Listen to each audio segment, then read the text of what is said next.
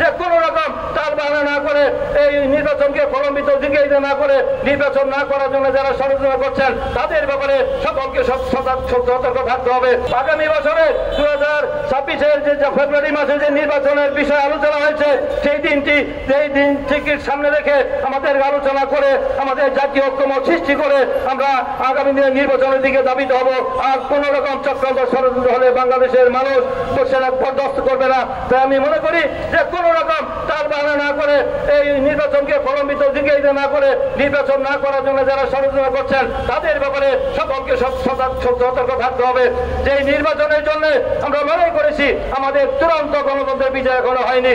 আগামী একটি অবাধ সুষ্ঠু গ্রহণযোগ্য নির্বাচনের মধ্য দিয়ে আমাদের গণতন্ত্রের পূর্ণ বিজয় অর্জিত হবে। সেই গণতন্ত্রের পূর্ণ বিজয় এবং ভোটের মধ্য দিয়ে আমরা মনে আর কোনো বিকল্প রয়েছে নাই। নির্বাচনের একমাত্র পথ হলো অবাধ সুষ্ঠু গ্রহণযোগ্য নির্বাচনের মধ্য দিয়ে আমাদের গণতন্ত্র আবার পূর্ণ প্রতিষ্ঠা হবে।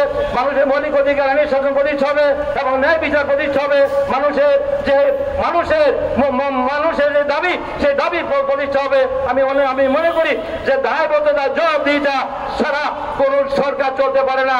তাই অনির্বাচিত সরকারের কাছে অনির্বাচিত সরকার জনগণের কাছে দায়বদ্ধ জবাবদিহিতা কম থাকে, নির্বাচিত সরকারই একমাত্র জনগণের কাছে দায়বদ্ধ জবাবদিহিতা থাকে। তাই নির্বাচিত সরকার ছাড়া দেশ সুষ্ঠুভাবে সুষ্ঠু পরিচালনা হতে পারে না।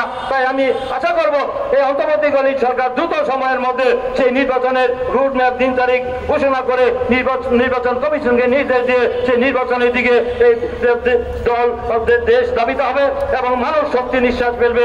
আর কোন চক্রান্ত ষড়যন্ত্র করে নির্বাচনকে বাধাগ্রস্ত করতে না পারে তার জন্য সকলকে ঐক্যবদ্ধ থাকতে হবে। এই কথা বলে সকলকে আগামী দিনে আমাদের অবাধ সুষ্ঠু নিরপেক্ষ নির্বাচনের মধ্যে থেকে জনগণের সরকার প্রতিষ্ঠার জন্য গণমন্ত্রী সরকার প্রতিষ্ঠা করার জন্য আমার সকলকে ঐক্যবদ্ধ থাকার আহ্বান জানিয়ে